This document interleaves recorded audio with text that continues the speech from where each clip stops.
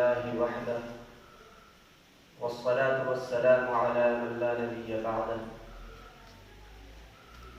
أما بعد فأعوذ بالله من الشيطان الرجيم بسم الله الرحمن الرحيم قل هل يستوي الذين يعلمون والذين لا يعلمون صدق الله العظيم.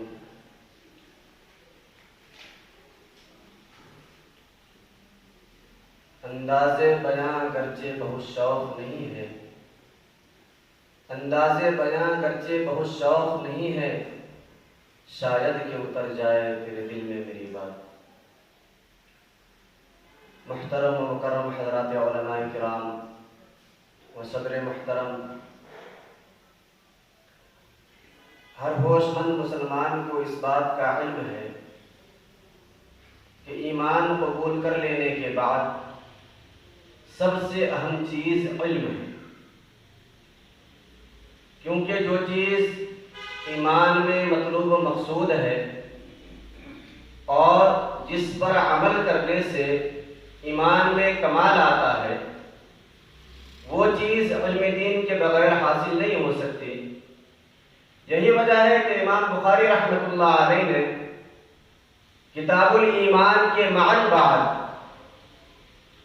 علم سے متعلق احادیث کو جمع فرمایا ہے، اور انہی کی پیروی کرتے ہوئے صاحب مشکات علامہ بغوی رحمۃ اللہ علیہ نے اپنی تالیف مشکات شریف میں کتاب الایمان کے بعد کتاب العلم کو جگہ دی.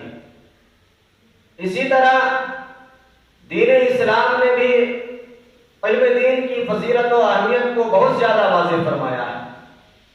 چنانچہ اس امت پر جب سب سے پہلی وحی نازل ہوئی تو جناب محمد رسول اللہ صلی اللہ علیہ وسلم کو جو حکم ملا، جو لفظ ملا، وہ لفظ تھا اقرا، پڑھیے.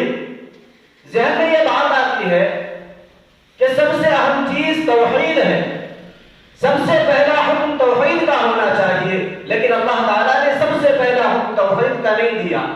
یہ بات بھی ذہن میں آتی ہے کہ رسالت بڑی اہمیت رکھتی ہے، اس کے بغیر دین نامکمل ہے، لیکن اللہ تعالیٰ نے پہلا حکم جو صادر فرمایا وہ رسالت کے بارے میں بھی نہیں فرمایا.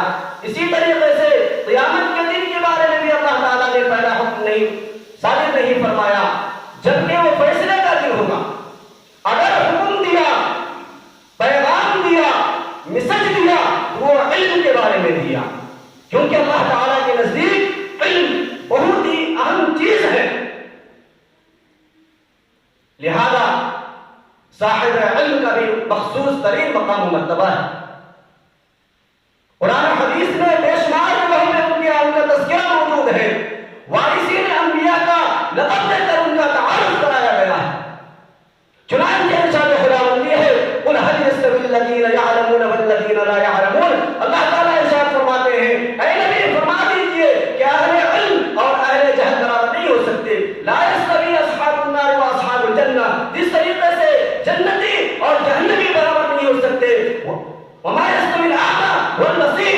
جس طریقے سے اندھا اور بینا برابر نہیں ہو سکتے. ولا الظلمات ولا النور. جس طریقے سے ظلمت اور اندھیری برابر نہیں ہو سکتی. اسی طریقے سے اللہ تعالیٰ نے مقام پہ فرمایا ولا الظل ولا الحرور وما يستوي الاحياء والاموات. کہ جس طریقے سے زندہ اور مردہ برابر نہیں ہو سکتے، اسی طریقے سے اہل علم اور اہل جہل برابر نہیں ہو سکتے. اسی پر بس نہیں کیا بلکہ دوسرے مقامات پہ اللہ تعالیٰ نے علماء کرام کی شان بڑھاتے ہوئے یوں فرمایا انما یخشى الله من عباده العلماء.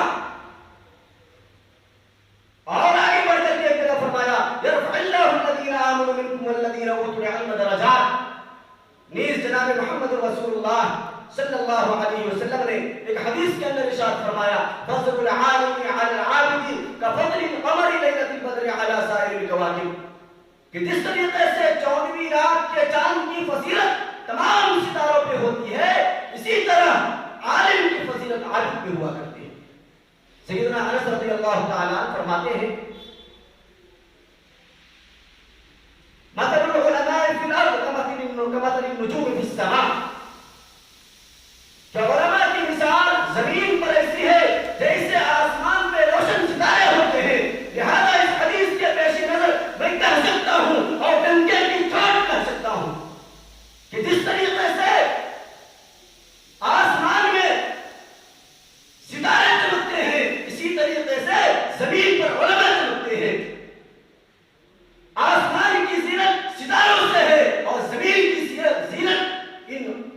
پرہیزگار علماء کرام کی وجہ سے. لیکن میرے دوستو، جہاں ایک طرف اہل علم کا مقام و مرتبہ ہے، وہاں دوسری طرف ان کی ذمہ داری بھی بہت بڑی ہے. جہاں علماء کرام کے چھوٹے چھوٹے کاموں پر بے شمار بشارتیں احادیث کے اندر آئی ہیں، وہیں اپنی ذمہ داری نہ نبھانے پر سخت ترین وعید بھی ہے. ایک بااختیار شخص کی ذمہ داری ایک بے اختیار شخص کے مقابلے میں بڑی ہوتی ہے. ایک صاحب اقتدار شخص کی ذمہ داری ایک غیر صاحب اقتدار کے مقابلے میں بڑی ہوتی ہے. ایک مالدار شخص کی ذمہ داری ایک غریب کے مقابلے میں بڑی ہوتی ہے. اسی طریقے سے ایک صاحب علم کی ذمہ داری ایک ان پڑھ کے مقابلے میں بڑی ہوتی ہے. اسی بات کی یاد دہانی کراتے ہوئے امام کعبہ ڈاکٹر شیخ عبداللہ بن عواد الجہنی نے ایک تقریر میں کہا تھا کہ علماء کی ذمہ داریوں میں سے ایک ذمہ داری یہ بھی ہے کہ وہ جو بھی فتویٰ دے وہ حق پر مبنی ہو. اللہ کے رسول جناب محمد رسول اللہ صلی اللہ علیہ وسلم نے علماء کو انبیاء کا وارث قرار دیا ہے. اس مناسبت سے علماء پر ضروری ہے کہ ان کا چال چلن، حالات زندگی، انداز تکلم اور ہمسایوں کے ساتھ تعلقات مثالی ہو. اسی لیے میں علماء کرام سے بڑے ہی ادب کے ساتھ درخواست کرتا ہوں کہ تواصی بالحق اور تواصی بالصبر کے اصول کے تحت اپنی ذمہ داری کا احساس پیدا کریں.